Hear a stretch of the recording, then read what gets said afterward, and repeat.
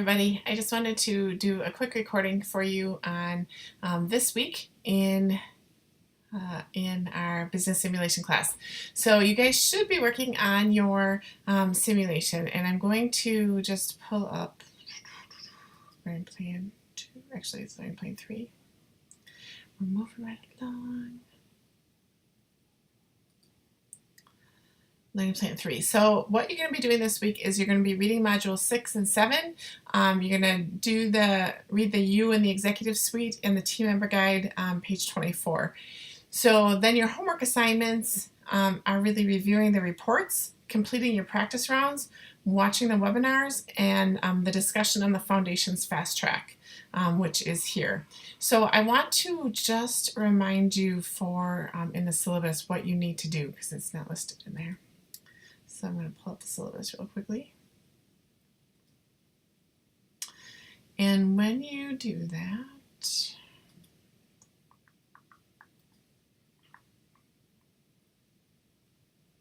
there are 4 things that you need to get to when you're working on your practice rounds. So there's 4 different practice rounds that you can do, and I'll walk you through that shortly once this opens up. But there are some things that you need to remember to get done. Waiting for Word to open up on my screen. One of the first things that you'll do while we're waiting is you'll go into your dashboard and you'll form a team. So you're going to create your own team. I know when I go into log into Teams in the courses that a couple of you have already done that before. You created your own team name with your last name, which is great. So if I go into log into team, you can see that Kayla, Mike, and Sergi actually did that, and they have their own team names. Kayla didn't create a team name, but probably should. So you've got Pure Sensors, Sergi, whatever. Those are your team names. When we do an in-person class, we actually have groups of people, but because it's online, it's a little bit more difficult to work in an online environment. So you will not get assigned to a team. You're going to actually just assign yourself to a team. So that would be the first thing that I would do. And still waiting on Word. So I'm going to go into my demo. So again, you do that from the dashboard, which is the first screen that usually comes up. But once I've done that now, I can actually start to make some decisions. So I'm going to go ahead and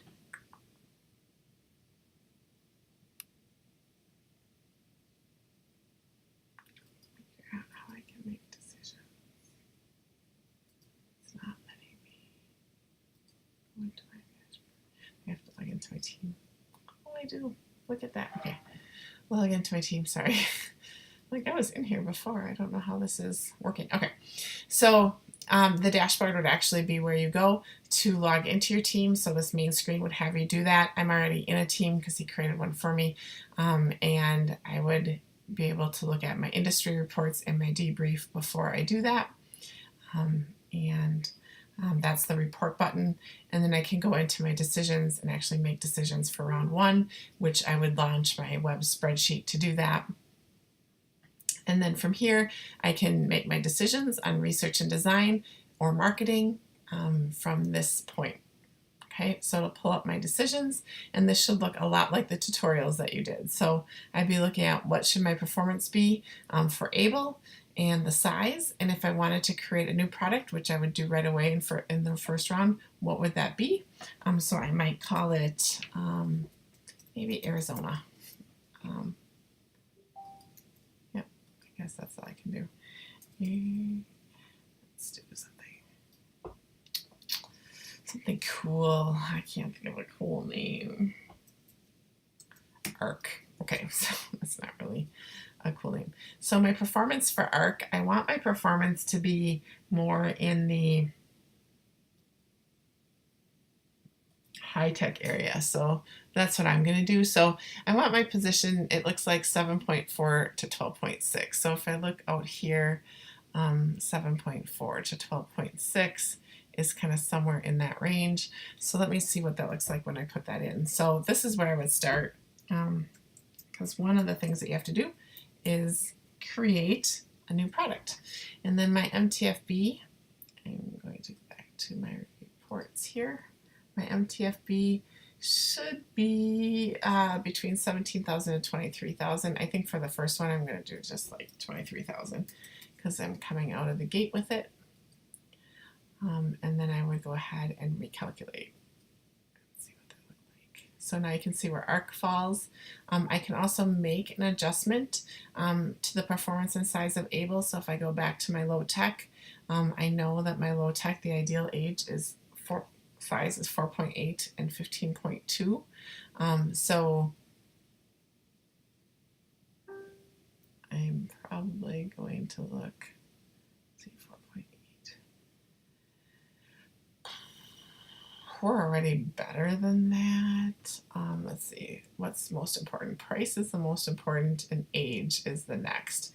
So you want something that's going to be 3 years old. So I'm just going to change this a little bit and do like maybe 13.4 because I don't want it to be, and then I'm going to do maybe 6.6. Okay, let me calculate, see where that puts me. I don't want to go too far out.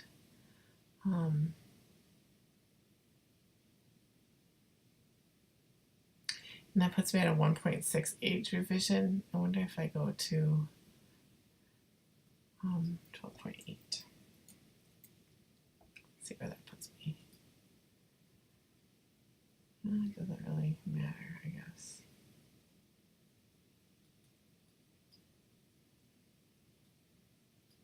Well, I guess I'll do that. I mean, my age revision is not where I want it to be because it says 3 and I'm at 1.6. So I'd really ideally like it to be a little bit longer, but I think we'll just go with that because I like the position of where it's at. It looks like it's right on the bottom of the circle. ARC could go a little bit lower, like more in the 6.5 and 12. Let's try what that looks like. So this is what you do. You kind of just play around with it to see what you think it looks like. And then that puts me a little bit more in the high tech and a little bit more on the bottom. I kind of like where that is. So my next revision date is April 27th, 2019 and March 2nd, 2018. You can tell the year that this is by looking at this is December 31st, 2017. So you can always just take a look at your report for that. So I think that's what I'm going to do for this one. And then I'm going to go back to my marketing. And on my marketing page, this is where you can look at your price, your promo budget. I can't pick one for ARC yet because it's still being developed. So all that I can really focus on is my price and my promotion budget for these areas. So now I'm going to read about my sales budget and my promo budget.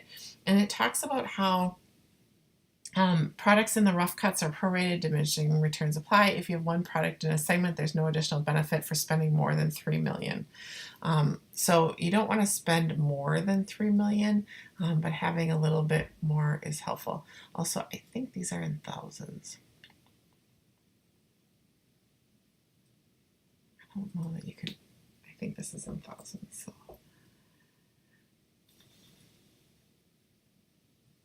So I think that's $3 million.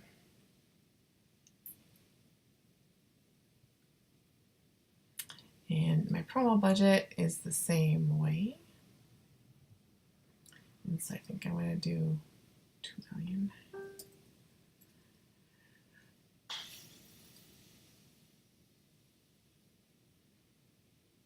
Okay. And then your forecast, the benchmark prediction is 1597, but you really want to look at how you did the last round. So you want to be able to look at what your sales were for Able the previous round. And we had it priced at $34. Our promotion budget was $1 million. You can see where everybody else is at there. My sales budget was at $1 million, and see where everybody else is at in customer accessibility. And then I'm going to go and look at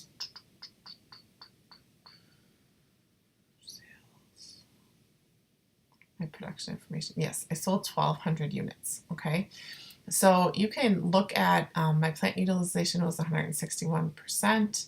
My price was 34, and I was ahead, I think, in that area. So I want to take a look at my total cost, but let's say we did 33, because what's the budget for our tech?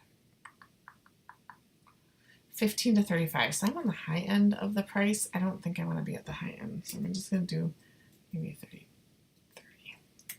I don't want to be on the high end. I don't want to be on the way low end either. So I'm going to do that. And my last one was at 1,200 units sold. And my customer survey was 18 at 40%. I was we're all the same. So it's really hard to tell.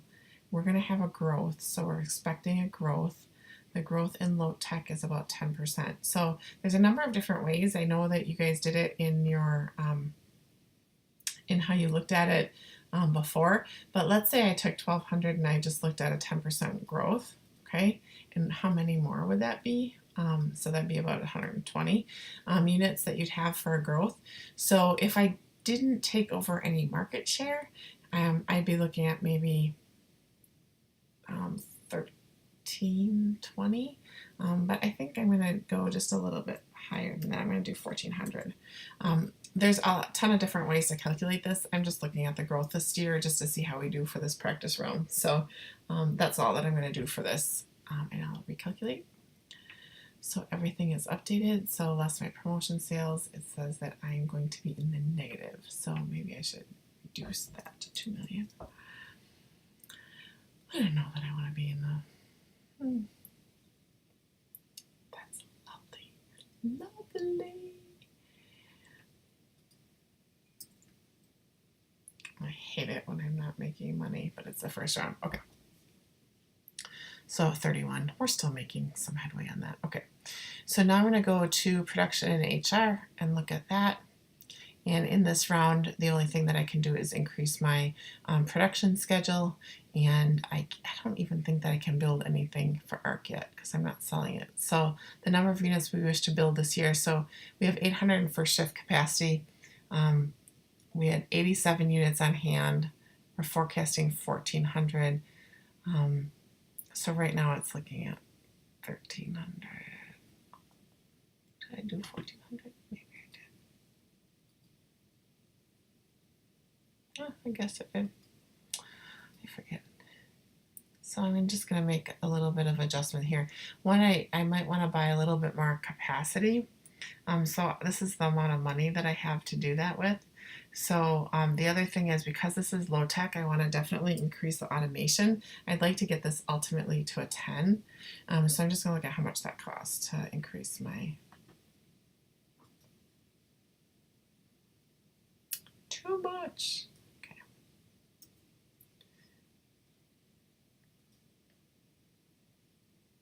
Very low budget. Okay.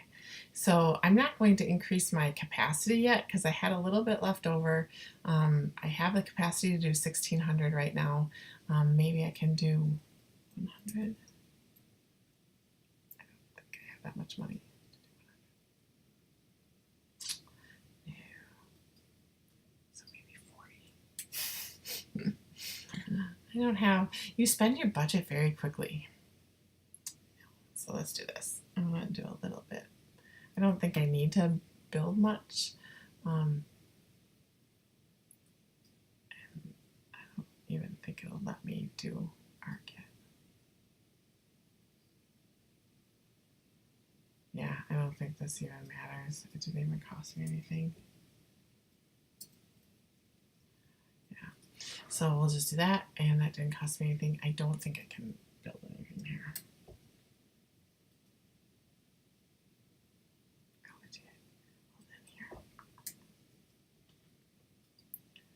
Usually it has not done that, so let's see, let's do 200. Will it let me? I don't think it's adjusting, so I don't know that it is adjusting. Because the next round we'll be able to go ahead and sell some.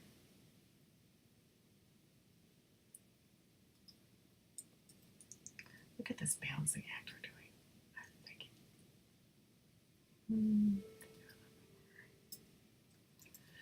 So a lot of this is just playing with numbers to see how close you can get it based on your chart. That's probably pretty close. And let's see if I can do this. I don't think I have anything to do, so pretty sure that's a 0. Yeah, okay. Yes, because then we're not selling anything yet, so I think that needs to be here. this looks pretty good. Production schedule 1300. We have 87 on hand. It's going to get us pretty close to where we need to be. So this is your AP leg. I'm just going to leave that at 30. You could maybe do it to 45, but I think this will be fine. So I'm going to recalculate my decisions, make sure that's all good. And then I'm going to go to finance. So in finance, I can issue stocks, I can retire stocks, I can do dividends, I can borrow money. This is your long-term debt, and I think if you wanted to do anything, you take out long-term debt, not short-term debt. So here, it usually will tell you how much you can do per round.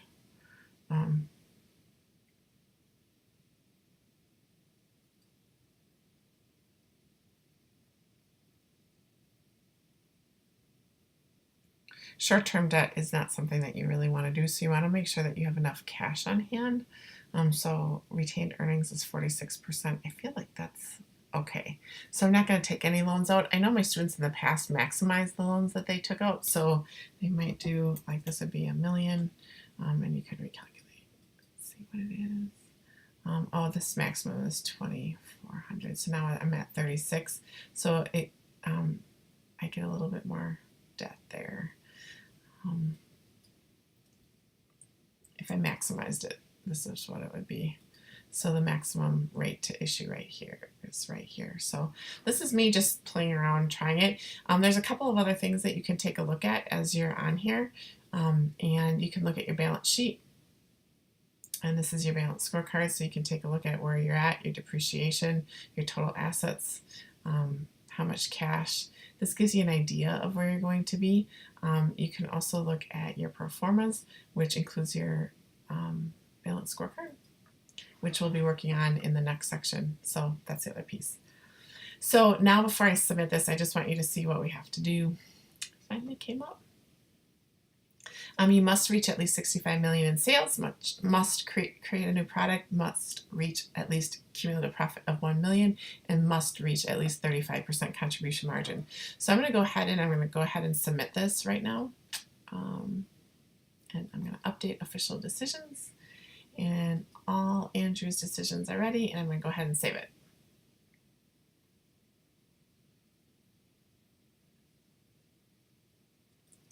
And then I'm going to exit. Yes, exit me. It doesn't let you exit unless you do that. That should bring me back out.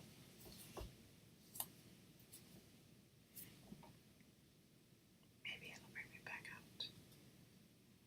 Just exit. Updated. Okay, so now you can see that my practice round is done, and I can go to the next round. Okay, so I can go to the next round. And advance game to the next round and continue. Yes, advance my game. Go back to my dashboard. And now I'm practice round 2. Okay, so now I can go to decisions, and I can actually take a look at my new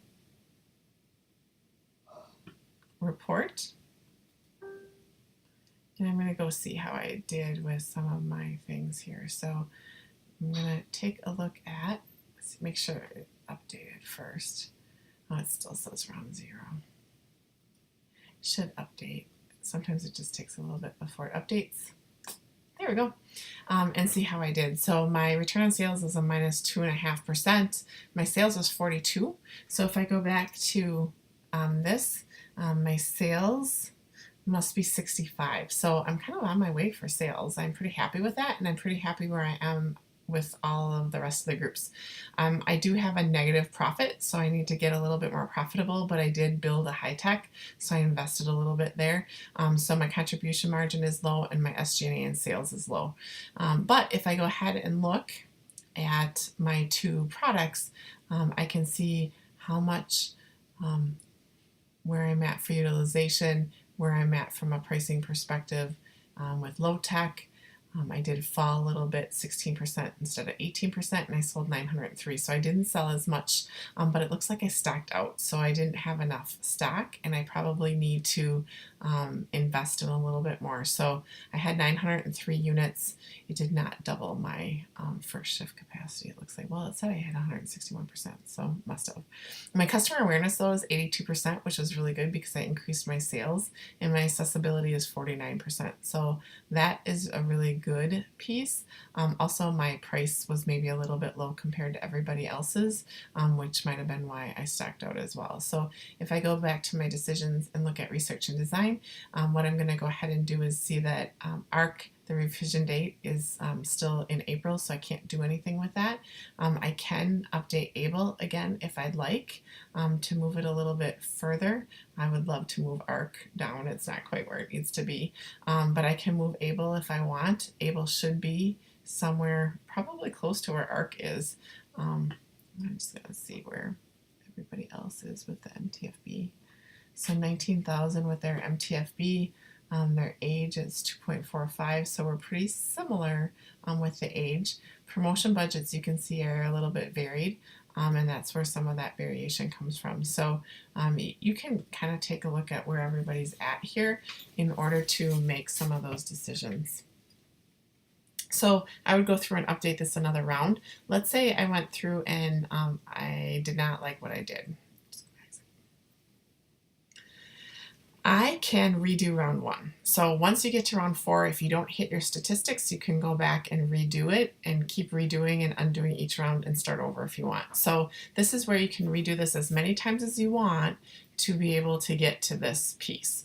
So as you can see, I created a new product, so I have that going for me, but I still have a couple of rounds to increase my sales, which I'm not far from, and then I need to get this cumulative profit into a 1 million and my contribution margin up.